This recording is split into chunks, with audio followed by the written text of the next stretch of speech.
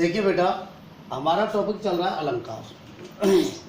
हम जो है अलंकार की परिभाषा, भेद, अनुप्रास अलंकार, यमक अलंकार, श्लेष अलंकार को पढ़ चुके हैं। आज हम पढ़ रहे हैं नंबर 4 उपमा अलंकार। कौन सा अलंकार? उपमा अलंकार। अब उपमा अलंकार कहाँ होता है? काव्य में जब एक वस्तु की दूसरी वस्तु से, कोई लोक प्रसिद्ध वस्तु से समानता स्थापित की जाए। काव्य में जब एक वस्तु की कोई लोक प्रसिद्ध वस्तु से समानता स्थापित की जाए तो वहाँ होता है कौन सा अलंकार? उपमा अलंकार। ठीक है ना? जैसे चंद्रमुखी, अब चंद्रमा के समान मुख वाली, तो मुख को किस लोक प्रसिद्ध वस्तु के समान बताया गया? किसके समान बताया गया है? किसके समान बताया गया? चंद्रमा के समान। किसके समान बताया? चंद्रमा के समान। तो जहाँ एक किसी वस्तु को या एक किसी गुण को या एक किसी दशा को किसी लोक प्रसिद्ध वस्तु, गुण या दशा के समान बताया जाए तो वहाँ होता है कौन सा अलंकार? अनुप्रास, वो उपमा अलंकार होता है। कौन सा अलंकार होता है? उपमा अलंकार होता है। काव्य में जब किसी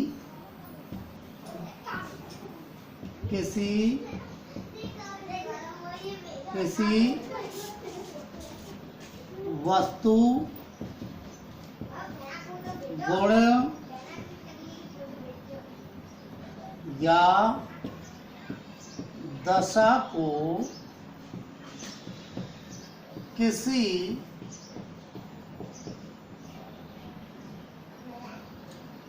लोक प्रसिद्ध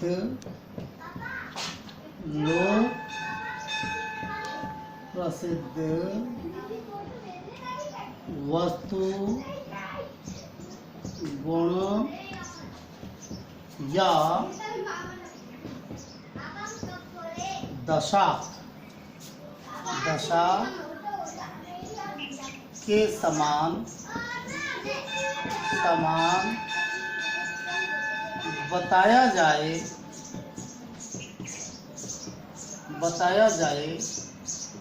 वहाँ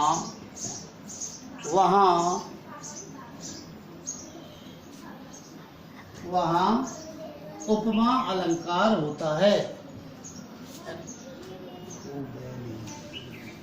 वहाँ उपमा अलंकार होता है। ठीक है ना? जैसे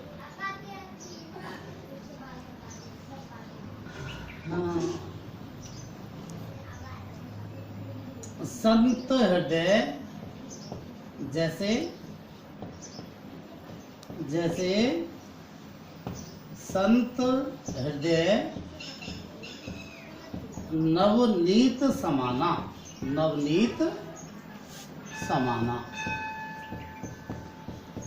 और इसमें कहा है कि संतों का हृदय नवनीत के समान होता है।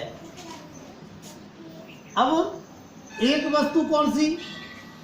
संतों का हृदय। ये किसके समान बताया? नवनीत के समान। तो जब एक किसी वस्तु को किसी लोक प्रसिद्ध वस्तु के समान बताया जाए तो वहां होता है उपमा अलंकार। इसी प्रकार से दूसरा मैं आपको एग्जांपल बताऊं, जैसे कमलमुखी, चंद्रमुखी,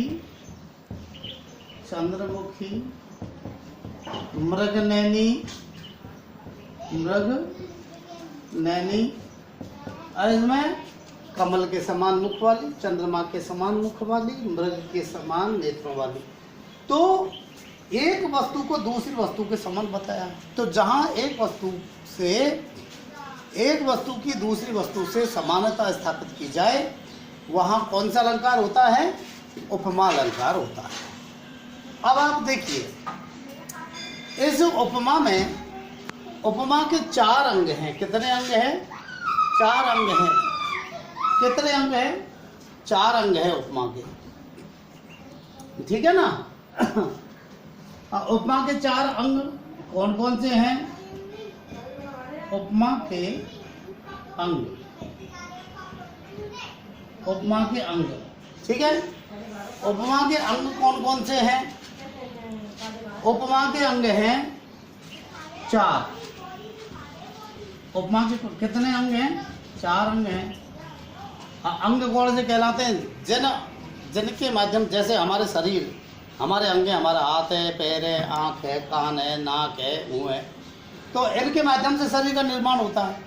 इसी प्रकार से जिन अंगों के माध्यम से उपमा अलंकार का निर्माण होता है उसको कहते हैं हम कौन सा? उसको क्या कहते हैं? अंग। तो पहला है उपमेय। कौन सा अंग है? उपमेय। अब उपमेय किसे कहते हैं? उपमेय किसे कहते हैं? जिस वस्तु को किसी वस्तु के समान बताया जाए। जिस वस्तु को बताया जाएगा वो वस्तु उपमेय है।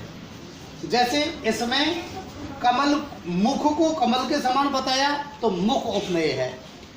मुख को कमल के समान बताया है तो मुख उपमेय है। मुख को चंद्रमा के समान बताया है तो चंद्रमा मुख उपमेय है। नैनों को मृग के समान बताया है तो मृग जो है नैन उपमेय है। संतों के हृदय को नवनीत के समान बताया है तो संतों का हृदय उपमेय है। इस प्रकार से जो है जिस वस्तु को दूसरी वस्तु के किसी लोक प्रसिद्ध वस्तु के समान बताया जाए वो क्या? उपमेय है, ठीक है ना। देखिए, जिस वस्तु को किसी वस्तु के, किसी लोक प्रसिद्ध वस्तु के, किसी लोक प्रसिद्ध वस्तु के समान बताया जाए, समान बताया जाए, वह उपमेय है। वह क्या है?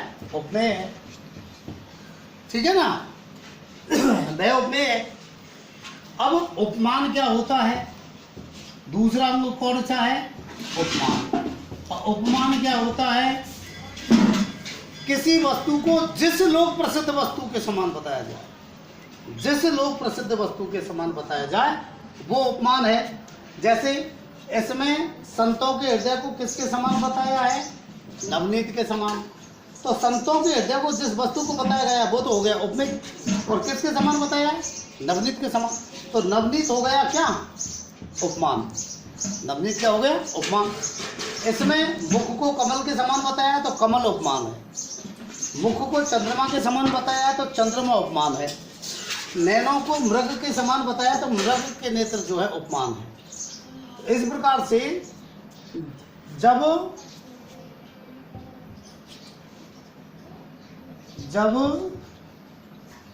किसी वस्तु को किसी वस्तु, गुण या दशा को जिस लोक प्रसिद्ध वस्तु, गुण या दशा के समान बताया जाए वह उपमान है। वह उपमान होता है। उपमान होता है मतलब जिसके समान बताया जाएगा। अभी मैंने आपको बताया कि जो है संतों का हृदय नवनीत के समान बताया है, ठीक है। तो संतों का हृदय जो है क्या है? वो नवनीत क्या है? उपमान है। नवनीत उपमान है, ठीक है। कमल उपमान है, चंद्रमा उपमान है, मृग उपमान है। तो इस प्रकार से जिस वस्तु के समान बताया जाएगा वो क्या है, उपमान है, ठीक है। इसके अलावा अब आप देखिए तीसरा जो अंग है, तीसरा अंग क्या है, वो है वाचक शब्द। क्या है, वाचक शब्द। अब वाचक शब्द क्या होता है, वाचक शब्द वो होता है जिस शब्द के माध्यम से उपमेय की उपमान से समानता स्थापित की जाए। जिस शब्द के माध्यम से उपमेय की उपमान से समानता स्थापित की जाए उसे वाचक शब्द कहते हैं। अब जैसे संत हृदय क्या है, उपमेय, और नवनीत क्या है, उपमान। अब कौन से शब्द के द्वारा समानता स्थापित की है, समाना। समाना शब्द के द्वारा समानता स्थापित की है। तो जिस शब्द के द्वारा समानता स्थापित की जाएगी उपमेय के उपमान से, उसे कहेंगे क्या, वाचक शब्द, ठीक है। तो जिस शब्द के द्वारा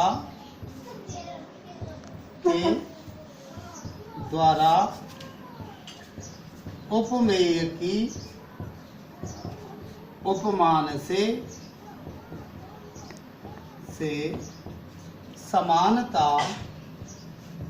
से समानता स्थापित की जाए,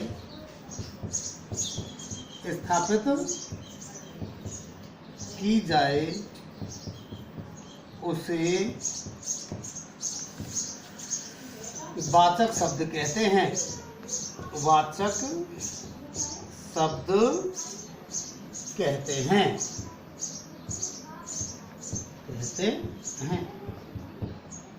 अब आप देखिए ज्यों जिमी जैसे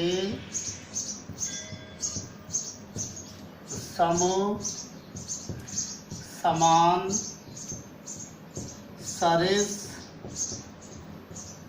बराबर